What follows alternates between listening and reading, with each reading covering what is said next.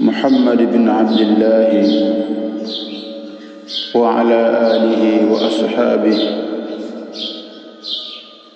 ومن سلك سبيله واهتدى بهداه. أما بعد kutanguliza haya ambayo nimeyatanguliza, kumhimidi Allah na kumsalia na kumsalimu mjumbe wa Allah, tunaendelea na kikao cha tatu cha hii risala, inhirafu jamaati ansari sunna.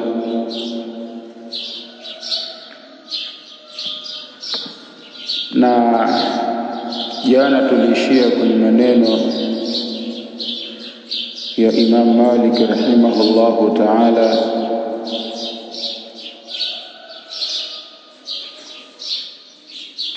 na leo tutatokea hapo kuendelea mbele. قد أخبر النبي صلى الله عليه وسلم أمته ستفترق على 73 فرقة. وحقيقة Mtume sallallahu alayhi wasallam ameuelezea umma wake. Qad akhbara an-nabiy, kwa hakika Mtume sallallahu alayhi wa alihi wasallam ameuhabarisha, ametoa habari, ameelezea anna ummatahu sataftariqu ala 73 firqa, kuwa umma wake utakuja gawanyika mapote 73. Wahidatun fil janna, na moja litakwenda katika janna, litaingia peponi. Katika huo mgawanyiko wa hayo makundi 73, akasema moja litakuwa peponi.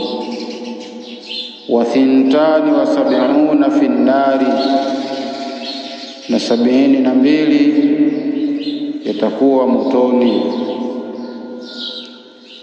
Kuna kundi moja litakuwa la peponi na 72 yatakuwa ya motoni.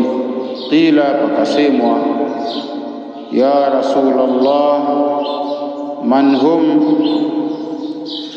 Pakaulizwa au pakasemwa, maneno yakaelekezwa kwa Mtume sallallahu alayhi wasallam, ewe Mtume wa Allah, ni kina nani hao au ni wepi hao? Qala aljamaa, sema Mtume sallallahu alayhi wasallam, ni jamaa. Thumma suila anil jamaa, kisha akaulizwa Mtume sallallahu alayhi wasallam kunako jamaa, wa man hiya ya Rasulullah, yani jamaa ipi hiyo ewe Mtume wa Allah? Qala, akasema, ma ana alayhi wa ashabi, jamaa ambayo juu yake niko mimi na masahaba wangu. Rawahu Ahmad wa ghayruhu. Haya ni mapokezi ya Imamu Ahmad, amepokea Imamu Ahmad na wengineo.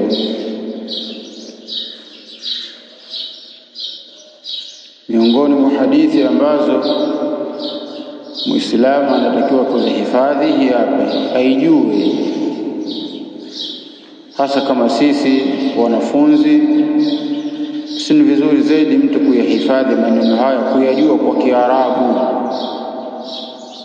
to akajua Kiarabu chake na akajua Kiswahili chake. Ni muhimu sana katika hali ya huu utoto wetu wa kiilmu. Qala al-Barbahari rahimahullah fi sharh as-sunnah, amesema Imam Barbahari Allah amrehemu kwenye sharhi sunna, fi sharhi sunna, kitabu kinaitwa Sharhu Sunnati al-Imamu al-Barbahari rahimahullah, asema fa minas sunnati luzumul jamaati, basi katika sunna au basi miongoni mwa sunna kulazimiana na jamaa. Sunna ni pana sana. Miongoni mwa hizo sunna ni kulazimiana na jamaa. faman raghiba anil jamaa wa faraqaha, basi mtu ambaye mwenye kuiacha jamaa na akafarakana nayo, faqad khala'a ribqata al-islami min unuqihi, kwa hakika huyo atakuwa amechojoa au ameondoa au amevua kifungo cha Uislamu kwenye shingo yake. Mtu ambaye ameiacha jamaa akajitenga nayo akafarakana nayo jamaa, huyu ameondoa kifungo cha Uislamu kwenye shingo yake. Maneno haya anakusudia msemaji, jamaa ni kama kifungo kinachomfunga mnyama asifike mbali, asiende kula kwenye mashamba ya wengine, ili abaki katika miliki yake na himaya yake. Yule mnyama huwa anamfunga. Wafugaji wanajua, huwa wanapowalisha wanyama wao wanaweza wakawa wanawafungia sehemu. Lengo la kumfungia sehemu nini? Ile kamba ile ndiyo itamfanya yeye aweze kwenda mbali au asiende mbali kutokana na urefu wa kamba. Ukifunga kamba ndefu baina ya mnyama na kiguzo fulani au mti fulani, maana yake yule mnyama atakuwa ana uwezo wa kusafiri kwenda sehemu ndefu kutokana na urefu wa kamba. Na ukifunga fupi, pale unapotaka aishie utakadiria, nataka mnyama wangu awe anazunguka humu, kwa hiyo utaifanya ile kamba fupi. Akitaka kuvuka kwenda sehemu nyingine, ile kamba inamzuia kwa sababu amefungwa. Sasa na Muislamu anatakiwa azunguke kwenye dini ya Uislamu, abaki kwenye Uislamu aliyofundisha Mtume sallallahu alayhi wa alihi wasallam kuwafundisha masahaba. Sasa anabaki vipi kwenye huo Uislamu? Asitoke huyu kwenda kuchukua mambo ya wasiokuwa ya Waislamu, kwenda kwa Mayahudi akapora kitu, kwa Manaswara akapora kitu. Kitu gani kinachomzuia huyu? Jamaa. Kwa hiyo jamaa inafananishwa ndio kama ile kamba kwa mnyama, ndio kifungo anachokikusudia hapa, kwa sababu wenyewe Waarabu wao enzi zao na wanyama zao wakati wafuga walikuwa na kawaida ya kuwafungia wale wanyama. Kwa hiyo hafananisha huyu Muislamu na sura hiyo. Yeye Muislamu kifungo chake nini? Ni jamaa. Yule mnyama ana kifungo kwenye shingo yake, Muislamu kwenye shingo yake kuwe na jamaa. Akitaka kwenda kwa Mayahudi, jamaa inamrudisha. Akitaka kwenda kwa Manaswara, jamaa inamrudisha. Tuelewana vizuri hapo?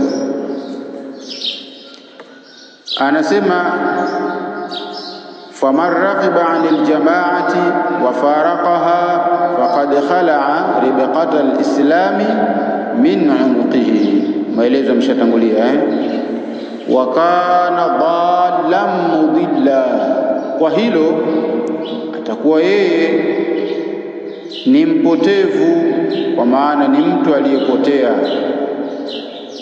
Atakapokuwa mtu ameacha jamaa afu yeye akawa anakwenda tu kwenye Uislamu wake, hana kifungo kinachomzuia, atakuwa yeye ni mpotevu. Wa kana dhalla, mpotevu, mudilla, tena mwenye kupoteza. Mpotevu aliyepotea, mwenye kupoteza wale wanaomsikiliza na kumfuata. Wale watakaomuona yeye, kumsikiliza yeye na kumfuata yeye, watapotea pamoja naye. Wal asasu alladhi tubna alayhi aljamaa, asema na misingi ambayo hujengwa juu yake jamaa.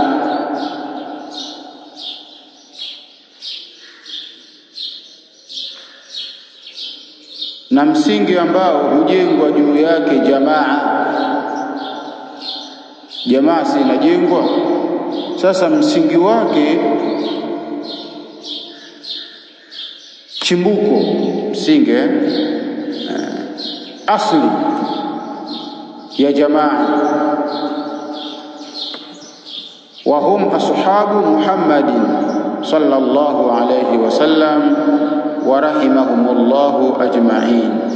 Huu ndio msingi wa hiyo jamaa. Nyumba si inajengewa msingi? Kabla ya kujenga jengo lako unaanza na msingi. Sasa wewe wajenga hii jamaa. Jamaa hii inajengwa hii kwa msingi wake nao ni masahaba wa Mtume Muhammadin sallallahu alayhi wasallam, na Allah awarehemu wote. Anataka kusema hapa mwalimu, tunavyozungumzia jambo la kufuata jamaa, basi jamaa hiyo ipo, si jamaa itakuwa yaanzishwa leo. Watu tunachoitiana hivi leo tuwe kwenye jamaa, tuwe kwenye kundi ambalo tayari lipo,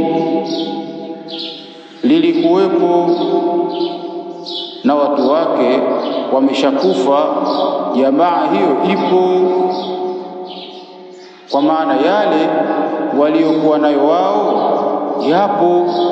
Wamekufa watu, lakini yale yao yapo. Kwa hiyo wewe nenda kwenye yale yao, na wewe utakuwa kwenye hiyo jamaa. Wewe kwenda tu kwenye yale ya kwao wao, na wewe unakuwa kwenye jamaa hiyo. Ndiyo msingi wake hiyo jamaa. Kwa hiyo wewe nenda kwa wale watu. Unaendaje? Si makaburini mwao, la. Wewe unakwenda kwenye yale matendo yao, unakwenda kwenye zile fahamu zao, unakwenda kwenye ile itikadi yao, unakwenda kwenye ile dini yao, unachukua kwao. Basi na wewe unakuwa ni miongoni mwao, kwenye hiyo jamaa utakuwepo. Wa hum ahlu sunnati wal jamaa, na wao anakusudia kina nani? Dhamiri inarudi kwa masahaba na wao ndio ahli sunna wal jamaa. Wewe leo ukiulizwa wewe ni nani, wasemi bwana madhehebu yangu ni ahli sunnati wal jamaa. Ahlu sunnati wal jamaa ni akina nani? Ni masahaba ridwanullahi alaihim. Hawa ndio ni jamaa. Faman lam ya'khudh anhum, basi yule mtu ambaye hakuchukua kwao wao, faqad dhalla wa bitadaa, kwa hakika amepotea na amezua. Maneno haya yamezungumzwa muda mrefu sana, yamezungumzwa muda mrefu sana, wa watu wanatakiwa warudi waende wakaangalie au wakajiunge na jamaa. Watajiunga vipi? Watu wenyewe wameshakufa, wao wajiunge kwenye itikadi yao, wajiunge kwenye aqida yao, utakuwa pamoja nao kiitikadi, wajiunge kwenye manhaji yao, watakuwa pamoja kimanhaji. Kwa hiyo hupo uwezekano wa kujiunga na jamaa hii japo wenyewe wameshakufa, lakini ipo kwa sababu iliendelezwa na waliowafuatia wakaja tena waliowafuatia wakaja tena waliowafuatia, imekwenda hadi hivi leo. Sisi tuambiana maneno kama haya, kuna mashekhe tuliowasikia, na hao mashekhe kuna mashekhe waliowasikia, na hao mashekhe kuna mashekhe waliowasikia, kadha mfano kama huu. Yani ipo toka kipindi hiki, wale waasisi wale wamekufa, lakini inaendelea hii kwa sababu waendelezaji wapo hadi hivi leo duniani wapo. Wewe kazi yako kuwatafuta.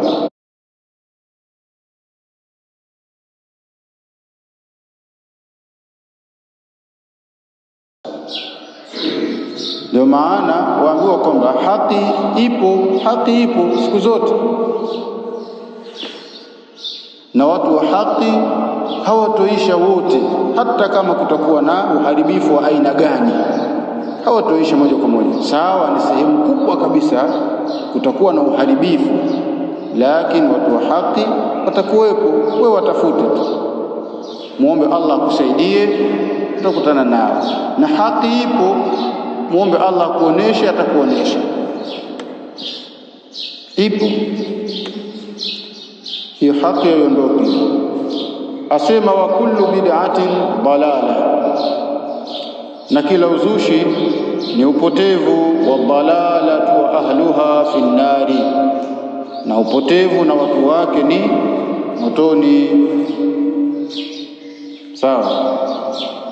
وقال أحمد بن حنبل رحمه الله, na asema na amesema Imamu Ahmad ibn Hanbali Allah amrehemu, fi kitabihi usulu sunna, ndani ya kitabu chake kinachoitwa usulu sunna, anasema Imamu rahimahullah, usulu sunnati indana التمسك بما كان عليه أصحاب رسول الله صلى الله عليه وسلم. Misingi ya sunna kwetu ni kushikamana na kile ambacho walichokuwa nacho masahaba wa mtume wa Allah. Hiyo ndio usulu sunna. Usulu sunnati indana, misingi ya sunna kwetu, atamassuku ni kushikamana, bima kana alayhi ashabu rasulillah, wote kushikamana nacho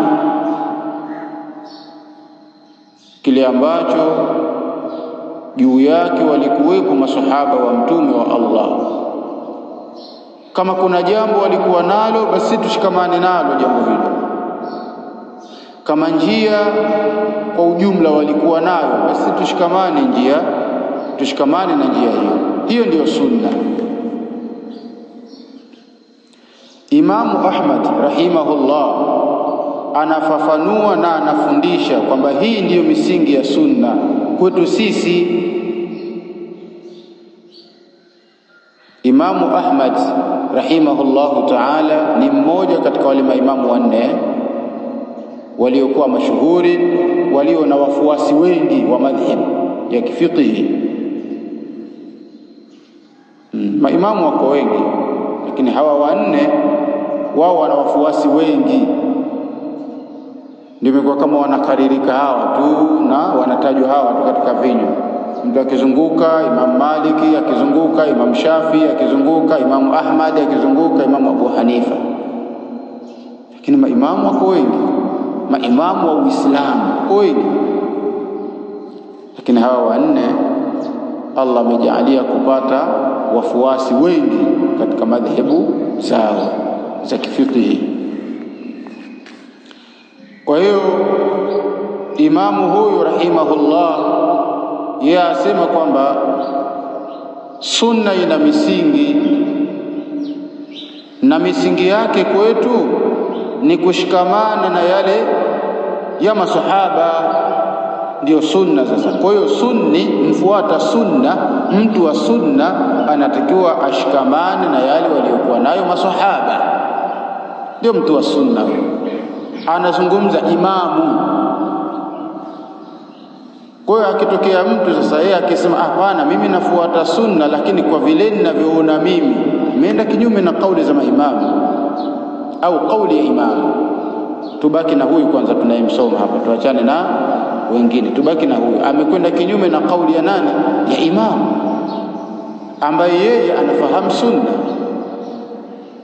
bali ameitwa imamu ahli sunna fi asrihi, kwenye zama zake. Huyu ni imamu wa ahli sunna, imamu wa watu wa sunna.